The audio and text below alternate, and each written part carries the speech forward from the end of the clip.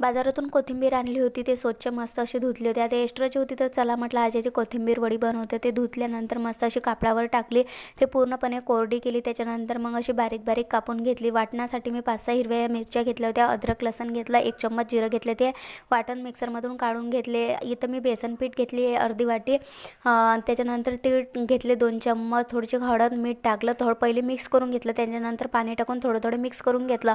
इथं मी असे 2 गोळे बनवून घेतले आणि ते पुरणाच्या चाळीमध्ये वाफून घेतला अर्धा घंटे. मस्त असे ते अर्धा घंटे वाफून झाले. त्याच्यानंतर मी ना अशा प्रकारे त्याच्या चकत्या पाडल्या होत्या. थोडासा दाब देऊन मी हे शालू फ्राय करत होते. थोडेसे ते मस्त अशा चकत्या हाताने दाब दिला त्याला आणि ते शालू फ्राय केल्या.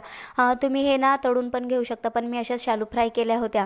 मग पूर्णपणे मी दोन्हीकडून मस्त असे ते शालू फ्राय झाल्यानंतर तुम्ही पाहू शकता मस्त असे आपल्या कोथिंबीर वडी तयार होती.